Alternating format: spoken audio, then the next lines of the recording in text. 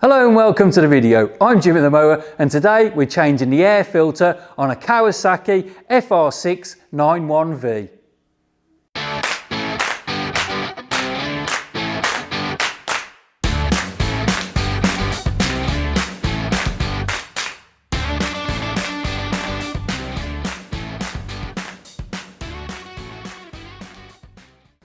So the reason for this video is I've been asked by lots and lots of people about how we change this air filter successfully. Well, it's quite easy to do and you can see it. We lift up the flap on the top. There are two little markers saying lift here. We lift it up and there's your air filter. We can clean that out when we're out in the field mowing or whatever the engine's used for. This is on an Ariens Icon X42 mower, a little zero turn that we've got. However, they are industrial engines and they're used for a multitude of mowers and all different purposes. So it's very accessible on the top and we can clean that out at any time.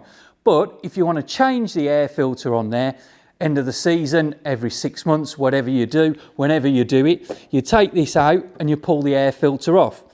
Now, it's a little bit difficult because it's stuck in there. There's a thumb screw on the side down here, and when we undo that thumb screw, it releases this Jubilee clip or sliding ring on the top, which allows you to pull the air filter off. But to get it off, you're still bending this pipe up and you're flexing it. And this pipe here is quite an expensive pipe, and you don't want any holes or cracks in there sucking dirt into the engine. You want all the air to go through the filter. So what we always do is we remove the clip from the bottom, and then that way we can take this pipe off completely, take this off, put the new filter on and then reassemble it. And I'll show you how to do that now. So to remove that pipe then, the first thing we do is undo the bottom clip. Now you can use a little socket set or a spanner on there, whatever you feel. However, there's a slot in the end and we always use a screwdriver. The reason I use this is because you can thread it in through here, put that in, and turn it, and our hands are free of anything in there. We're not going to scrape our knuckles or anything in the engine bay. So we undo that bottom clip. I think that's enough. And then with a bit of luck, should be able to wobble the pipe. That's it, and the whole assembly comes out. So we've got the air filter there with a short little bit of pipe on it. And as you can see in there, there's plenty of grass and stuff in there as well. And there's actually a little drain hole in the bottom.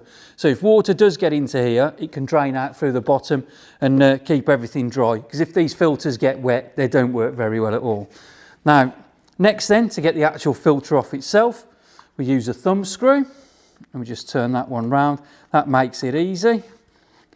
And that slips off so easily, so easily. Right, I'll take these bits of grass off. If we look inside the filter, I don't know if you can see there, if not we'll get a close-up. It's quite clean, it's quite bright and clean. It's only done, what have we done, 96 hours on this particular machine. I think we changed the filter at 50 and that was a bit of a mess. We just threw that one away.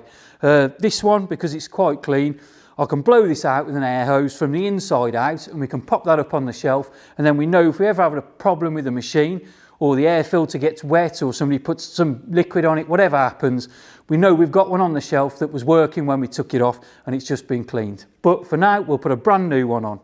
So, as if by magic, I have a brand new one here on the seat in a sealed bag, Kawasaki genuine part.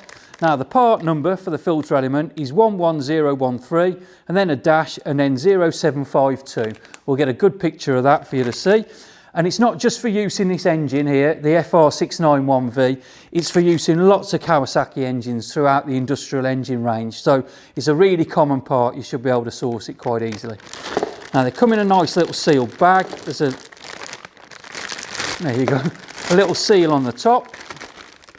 So when you bring that out, you can see how clean that is. It's beautiful and clean, absolutely great.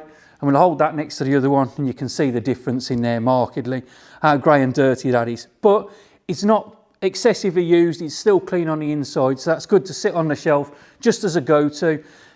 A bit of a spare in case we need it. It'll get us through the next couple of days, weeks until we can order a new one. Now we'll put this back on, new filter goes in. We can check the pipe, make sure the pipe's all clear and we can see through the pipe. We can look down into the carb and the air intake and everything's nice and clear in there. There's no debris. So we put this on there, we just push that on, simple as that. And then we turn the thumb screw and we tighten it up. So I'll just show you around there. That's the thumb screw being tightened up.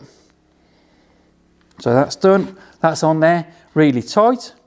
I can then pop this back into where it needs to go. Put the holder down. Sit that back onto the carb so you get nice clean air coming through. The filter's sat back in there, nice and tight. And get our screwdriver. This is probably the trickiest bit of the whole operation. Is holding the ring with one hand, threading the screwdriver through to get in there with the other hand, and just holding it in place so we can tighten it up onto the pipe. There you go. Once we've got it tight, I can just let go and just steady it with my other hand, and that's nice and tight. That won't move anywhere.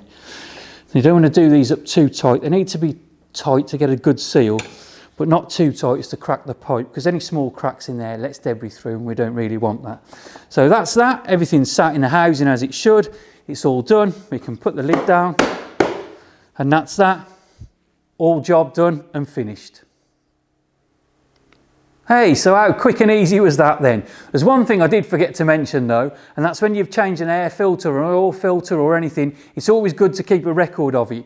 Now, I do see some people write on there with a pen, Sharpie, a white one or whatever, and put the date on there, but we keep manual records as well as digital records. So if you go to my website, jimmythemower.com, head over to the free stuff page, and there's a service record sheet that you can print out from there and fill it in, and that's yours to keep. If you want to make digital records, you can use that as a template, and that would be great as well. I hope this has helped somebody out and you found it informative. Thank you very much for watching. Give me the thumbs up and subscribe. I'm Jimmy the Mower. I'll catch you on the next one.